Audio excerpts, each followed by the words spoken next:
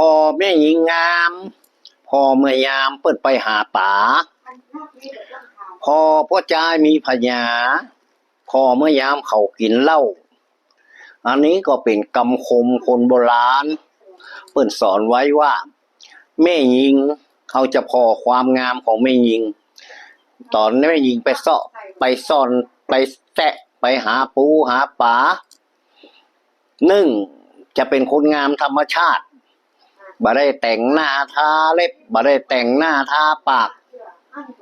ถ้างามก็งามตอนนั้นอีกอย่างหนึ่งก็จะเป็นการบ่งบอกว่าแม่หญิงคนนี้จ้างเสาะว่าหากินเป็นคนที่รู้จักช่องทางการทำมาหากินเมื่อเขาได้แต่งงานเป็นคู่ผัวตัวเมียแล้ว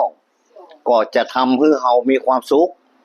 จากแม่หญิงที่จ้างทำมาหากินบ่ใช่แม่หญิงที่คอยจะเบิกสตางค์หัวไปซื้อกินกำกาดกับลีอันนั้นที่เป็นจะทำให้เขาลำบากเมื่อลาเมื่อลุนจะไปพอพอใจเมื่อยามเขามีพญาเนี่ยจะพออย่างใดตอนที่เขากินเหล้าพอใจเวลากินเหล้ามันจะบ่งบอกนิสัยที่แท้จริงออกมาจะเป็นคนขี้สวกขี้ง่างขี้มิ่งปากเสียปากบดีเล่าคนนั้นว่าคนนี้จะมีกำกึดบ่มีกำกึดเวลาเขากินเหล้ามันจะบ่งบอกธาตุแท้ของความเป็นพ่อใจให้เขาได้รู้